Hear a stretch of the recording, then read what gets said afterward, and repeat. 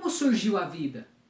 Hoje nós vamos ver alguns dogmas acadêmicos em relação ao surgimento da vida.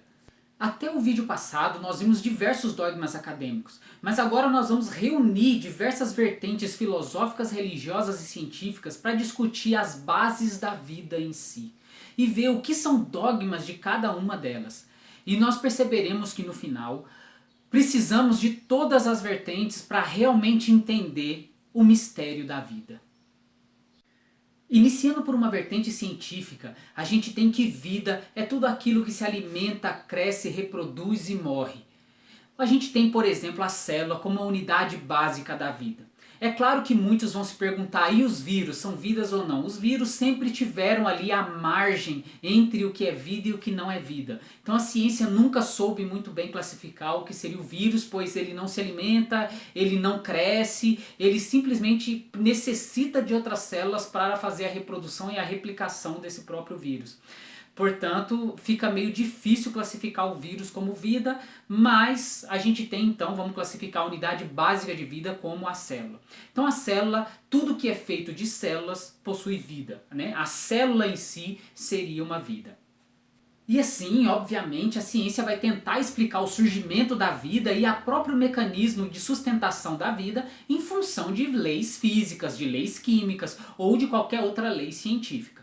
Bom, e como as leis físicas e leis científicas são praticamente materialistas, como a gente já viu, ela vai tentar explicar todo esse processo de surgimento da vida em função das leis que a gente conhece, né, materialistas. Então a ciência criou modelos muito bonitos para explicar essa trajetória do surgimento da vida.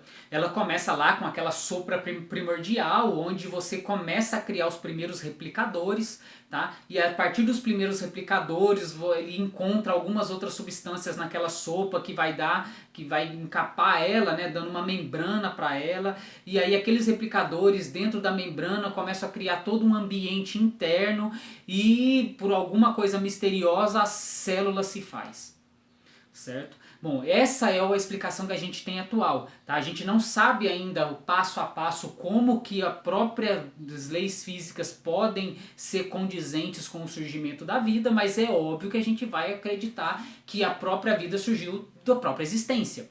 Então você tem toda a substância fundamental, ela permitiu borbulhar de vida, permitiu borbulhar de células. Perceba que esse modelo científico desconsidera por completo o problema mente-corpo. Ele não dá nenhuma ênfase ao problema mente-corpo. Como a gente já viu nos vídeos passados, o problema de corpo não pode ser abordado de uma forma reducionista. Ele é um problema justamente porque ele necessita de ser abordado por uma forma holística. Só que o problema é que ninguém é capaz de fazer nenhuma teoria holística. Tá? Então a ciência, óbvio, como não é capaz de fazer nenhuma teoria holística, então a gente vai trabalhar de forma reducionista. Só que essa forma reducionista é simplesmente ignorar o problema mente-corpo. Bom, para não ignorar o problema mente-corpo, é claro que a gente vai falar o seguinte, olha, lá no Big Bang, desde o Big Bang, começou a explosão, existia lá, né, aquele nível de plasma quente, né, de luz, né, uma intensidade de energia muito grande, lá, homogênea, espalhada no mundo, e conforme foi esfriando, aquilo lá foi formando novos materiais, seguindo as leis físicas reducionistas, e aí então, conforme ele foi esfriando, foi formando novos materiais, foi formando, por exemplo, lá estrelas, e as estrelas foram formando átomos, os átomos foram espalhados, né, pelas explosões das supernovas, espalha átomos para todo o universo, os átomos vão se juntando, formam planetas, aí vira sistema, né, aí você vai ter sistema de estrelas com planetas em volta, e aí os planetas, como tem bastante lá, os átomos vão se organizando seguindo leis físicas e químicas, vão se organizando de forma a formarem os primeiros replicadores. Pronto, os primeiros replicadores podem ser tanto de forma proteína, pode ser umas enzimas, ou você tem os primeiros replicadores de forma de RNA e DNA, de forma de bases nitrogenadas. Eu não vou entrar nesse assunto, mas enfim, existe um debate científico entre se os primeiros replicadores eram enzimas ou se os primeiros replicadores já eram de bases nitrogenadas como DNA e RNA. Tá? Mas enfim, aí as próprias leis químicas e físicas favoreceram essa criação dos primeiros replicadores. Aí esses primeiros replicadores vão encontrar naquela sopa primordial, né, vão se organizar dentro de micelas. E aí essas micelas, né, que provavelmente são uma camada bilipídica lá, que contém todas as células, contém a camada bilipídica. E dentro delas cria um ambiente onde agora aquela própria célula é vista como um sistema único de vida, onde ela consegue se reproduzir, ela consegue se alimentar, ela consegue se defender, ela consegue fazer todas as características de vida e morrer no final. Então, tudo seguindo leis físicas. Conforme essa célula vai sofrendo evolução, a evolução natural das espécies, né, por Darwin, a evolução darwinista, essa célula vai se tornando seres multicelulares. Tá? Conforme esses seres multicelulares vão evoluindo, eles vão se tornando os mais diversos tipos de animais que nós temos, por exemplo. Não só animais, né, todos os seres vivos, mas enfim, a gente está querendo animal por quê? Porque para você colocar o problema mente-corpo aí, muita gente coloca o problema mente-corpo apenas quando surge um animal que possui um sistema nervoso central. Então perceba que essa evolução da célula, da unidade básica da vida, ela foi evoluindo até o ponto de se formar seres multicelulares. Quando forma seres multicelulares, vai evoluindo até formar, por exemplo, um sistema nervoso central. Quando alguma coisa forma um sistema nervoso central complexo o suficiente, aí a gente pode considerar que existe consciência lá. Tá? Então a consciência ela estaria atrelado com com a disposição das células num sistema nervoso central. Agora, qual parte da célula, qual parte daquele dispositivo que está relacionado com a consciência, ninguém sabe. Tá? A gente não sabe ainda, então existem diversas especulações científicas aí. Bom, mas entendam o seguinte, tem pessoas então que vão colocar o surgimento da consciência no universo apenas nesse momento. Então lá teve o Big Bang, uma dezena de bilhões de anos depois do Big Bang é que foi surgir o primeiro ser com um sistema nervoso central. E aí esse ser do nada tem consciência, certo? Então ele ignora o problema de não existir consciência durante todos os outros recursos. Eu já discuti isso nos vídeos passados, então não vou perder muito tempo com isso, mas enfim, perceba que, de qualquer forma, a consciência tem que ser formada da mesma substância fundamental de que todo o universo. Logo, essa substância fundamental ela tem que ter uma protoconsciência, ela tem que permitir o aspecto da consciência existir, ela pelo menos poder existir durante todo o universo, claro, certo? Assim como o átomo que a gente tem aqui não é muito diferente daquela coisa que existia lá no início do Big Bang, certo? São só leis físicas e químicas que vêm desde lá. Bom, então percebam isso.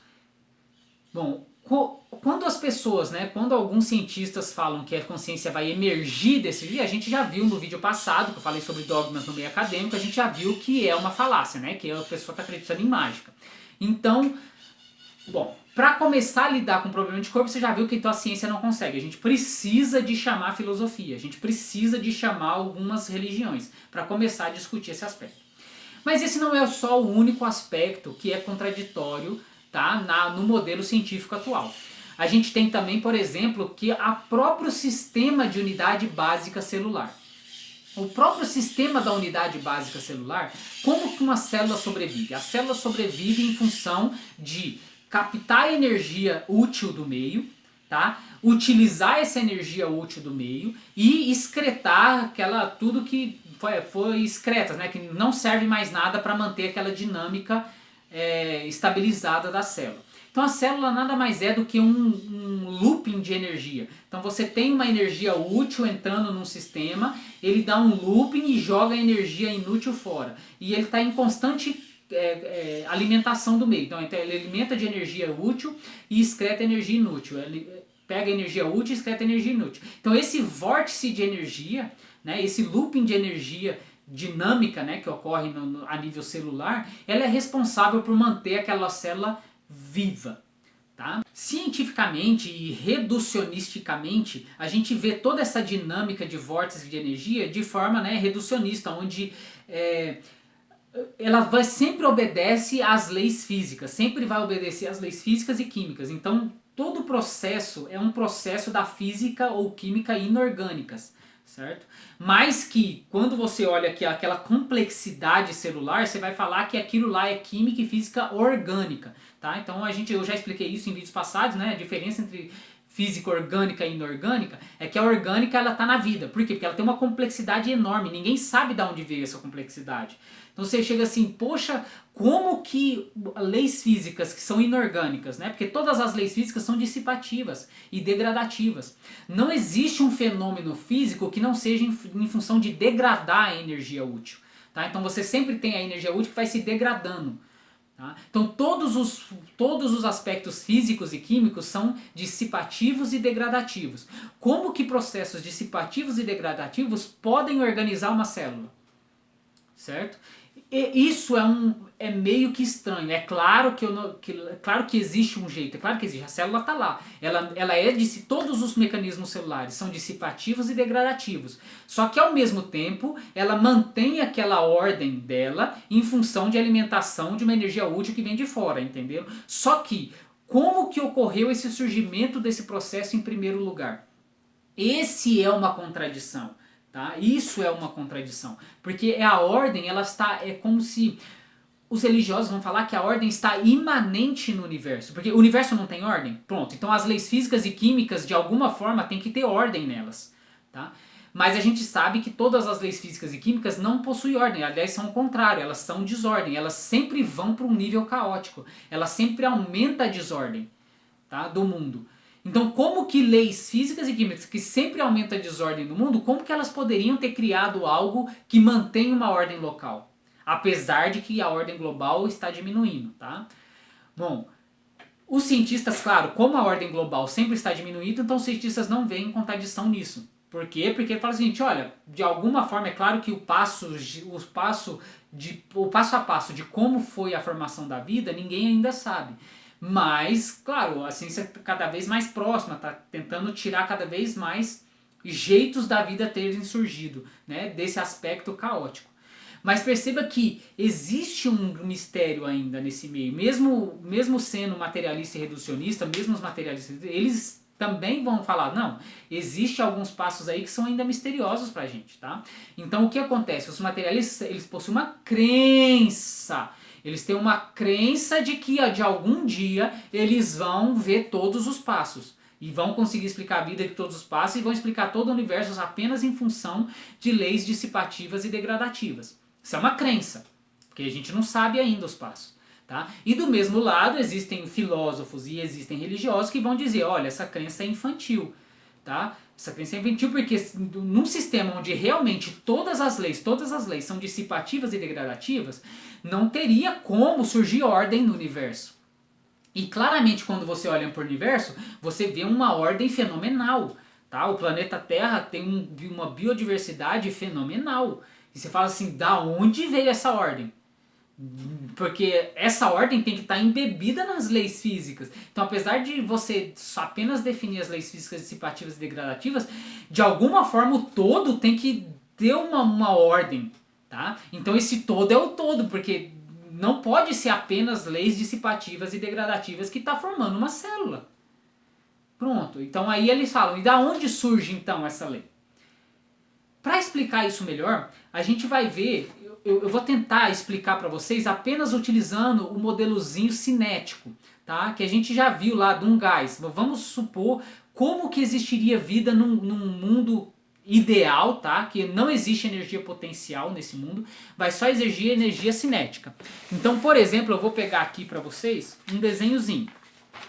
Tá? E a gente vai tentar ver como surgiu a vida num mundo puramente cinético. Certo? E depois a gente faz a comparação no nosso mundo, que nosso mundo ele é cinético, mas ele também tem diversas outras energias potenciais. Tá? Então vamos lá. No mundo puramente cinético, tá aqui, ó. Lembra do gás ideal que a gente viu lá na termodinâmica? Se você ainda não viu o vídeo sobre termodinâmica, vai lá e veja o vídeo sobre termodinâmica, veja o vídeo sobre dogmas no meio acadêmico para depois tentar entender isso daqui, certo? Porque senão vai ficar muito complicado para você. Bom, mas vamos lá. Isso daqui seria um universo cinético, puramente fechado. Então a gente vê que só existem moléculas desse gás ideal, tá? Que são indestrutíveis e que vão se bater, se colidir com todos os lados. Então a gente tem um lado onde você tem uma temperatura alta, ou seja, a velocidade média das partículas aqui são altas, e aqui um outro lugar onde a temperatura é baixa, onde a velocidade média dessas partículas são baixas.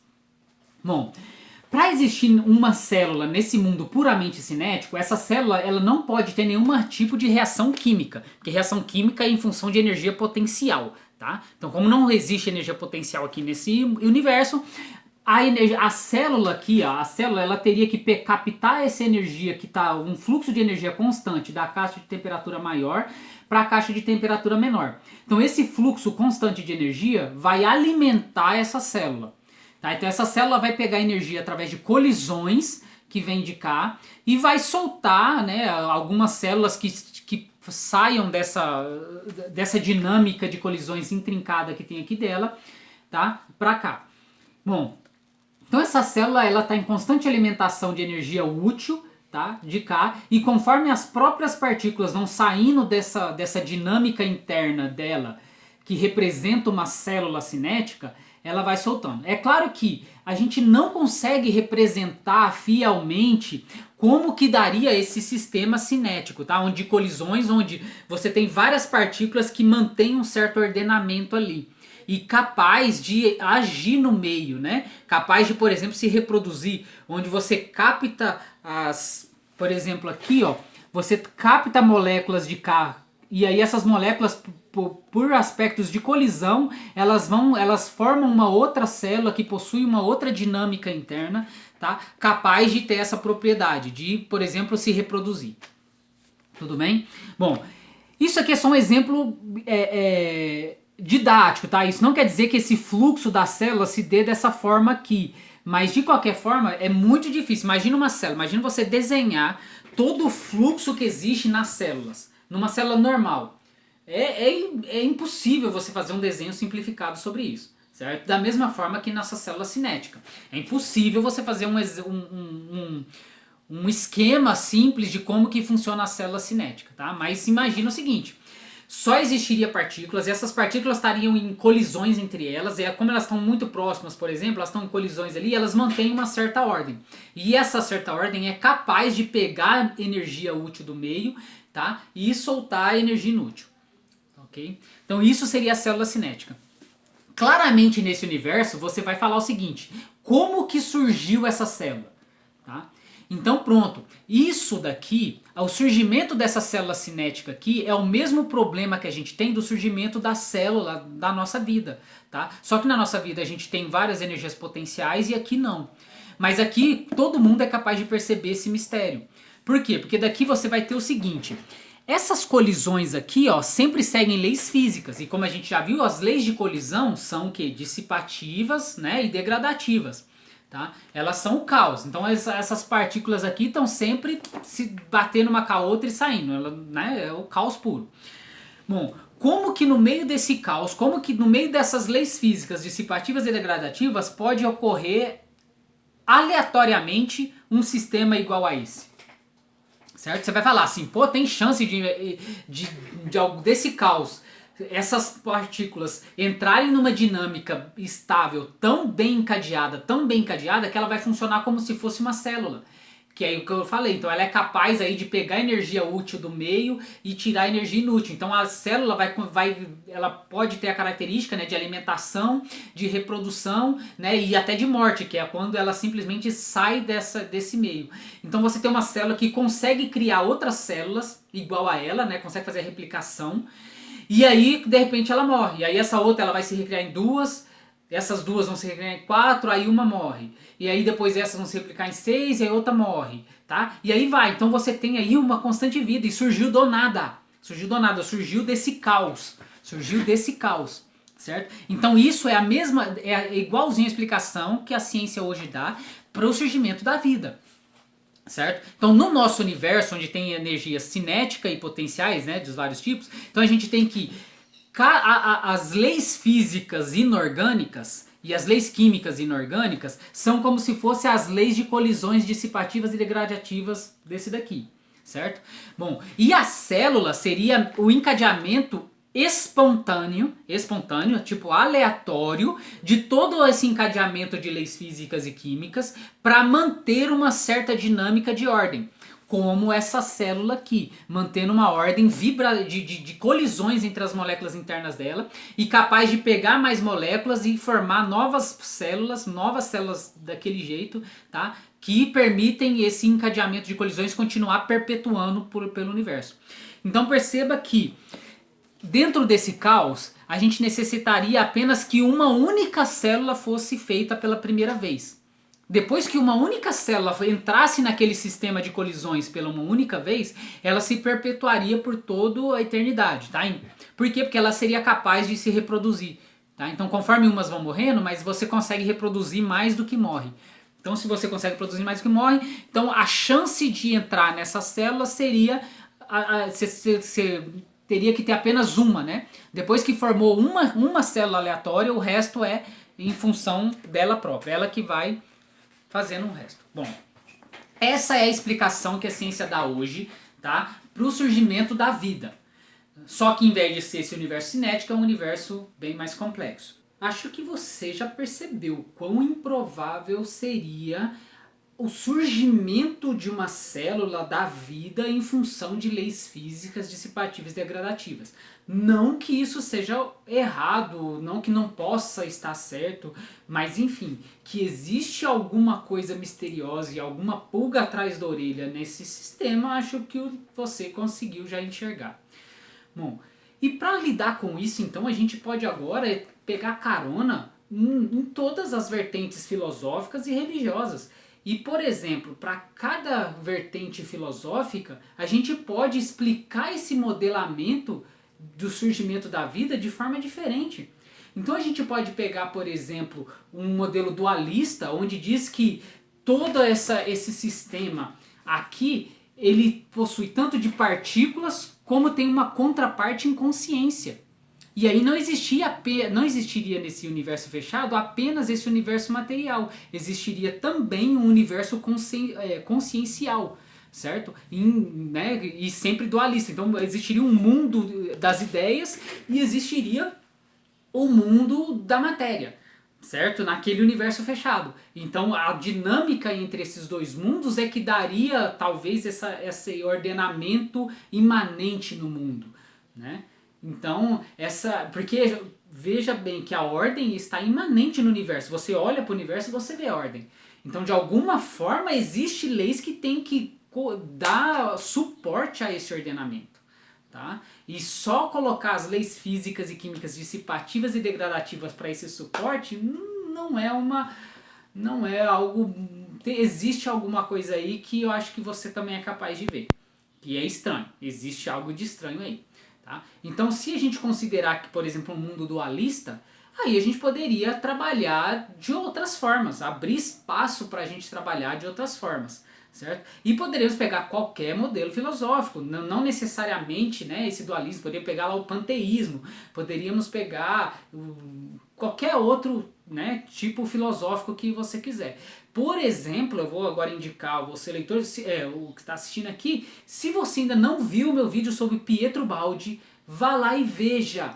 Porque nesse vídeo do Pietro Baldi ele coloca um modelo que é muito, mas muito bom.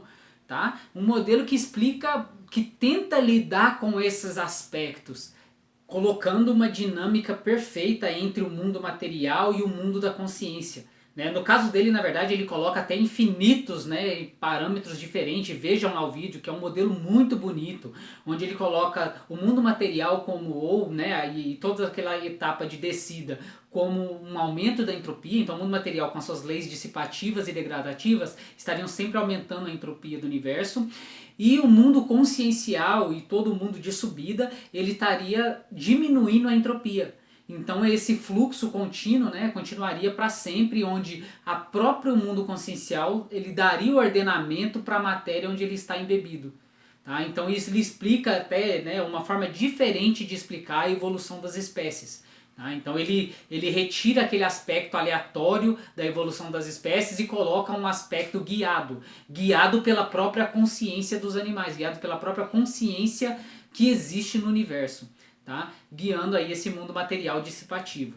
É fenomenal o modelo dele. Isso não quer dizer que o modelo dele esteja certo, tá? Mas enfim, confiram aí. Mas percebam o que? O importante desse vídeo é perceber que a explicação de que a origem da vida se veio por meio de leis físicas e químicas apenas, ela possui um mistério aí no meio, uma falácia, que é uma crença enorme científica. E se você utiliza isso como uma crença máxima, falando que realmente a vida surgiu desse jeito, isso é um dogma seu. Tá? Então isso é um dogma e o meio cientista hoje é dogmático em relação a isso. Eles não admitem que é apenas crença. Tá? É uma crença sua acreditar de que toda a vida surgiu em função lá de leis físicas dissipativas e degradativas, e pior, ainda veio lá pelos replicadores, depois veio isso tudo de forma caótica. Tá? Você pode acreditar nisso? Pode. Se é uma crença, pode estar certo? Pode estar certo. Tá? Mas é uma crença. Então, mas a ciência não vê isso como crença, a ciência vê isso como dogma hoje. Tá? Então perceba isso. E perceba a importância, o mais importante talvez desse vídeo, é perceber como a gente necessita de unir todas as vertentes. Como a gente precisa de unir filosofia com ciência e com religião. Porque cada uma vê aspectos diferentes. Tá? Então nesse modelo da vida, por exemplo, se a gente começar a explicar, colocar a própria, a própria protoconsciência como aquele fator organizador da matéria, é uma explicação linda que eu já dei no vídeo de Pietro Baldi. Vão lá ver. Certo? Então é lindo e explica perfeitamente como que se dá vários mistérios que a gente tem ao longo da evolução darwiniana. Porque a evolução darwiniana coloca como se tudo fosse aleatório, né? A própria seleção natural desce, as mutações se dessem de forma aleatória. Tá? Mas a gente tem aspectos no dia a dia que não corroboram isso, né? Por exemplo, a gente tem alguns animais se desenvolvendo, tendo a mesma mutação em lugares diferentes, por exemplo. Então isso não corrobora uma seleção aleatória. Por exemplo, até a velocidade, né, de evolução. Se fosse realmente puramente aleatório, o ser humano não sairia do Australopithecus e chegasse ao Homo sapiens sapiens em apenas 5 milhões de anos. Esse tempo, 5 milhões de anos, é muito pequeno para você evoluir do Australopithecus para o Homo sapiens sapiens. Se fosse puramente aleatório. Então claramente não existe alguma coisa aí guiando essa ordem, tá? Existe uma lei que guia. Eu não estou falando que é uma lei espiritual, não estou falando que é Deus que está guiando, não. Mas existe um ordenamento imanente no mundo. E esse ordenamento imanente do mundo, ele propicia isso. Então para a gente lidar com isso, é claro que o problema mente-corpo estaria dentro desse problema. E para abordar esse problema, a gente teria que abordar o problema mente-corpo e ver como que, na verdade, a parte consciencial poderia moldar a parte material, por exemplo. Sim, e esse é um dos aspectos lá de Pietro Baldi. Vejam lá que o vídeo dele é muito bonito. O modelo do Pietro Baldi é muito bonito. Isso não quer dizer que o modelo dele seja certo. Tá? Mas é um modelo que realmente tenta explicar alguma coisa. Tá? Não que a ciência não explique, mas ela é falha em várias coisas. Então a gente tem que admitir. A gente tem que ser honesto com o que são crenças e ser honesto com o que é verdade. Tá? Então é isso. Então percebam isso. Então percebam que ninguém sabe nada. Ninguém sabe realmente explicar da onde veio, como que a vida surgiu desse caos. Ninguém sabe. Mas existem crenças. E aí a gente vai vendo. A gente analisou as principais crenças científicas das principais teorias físicas. Agora nós vamos começar a ver as crenças de algumas teorias filosóficas. E na próxima aula a gente vai ver a crença do panteísmo. Até lá!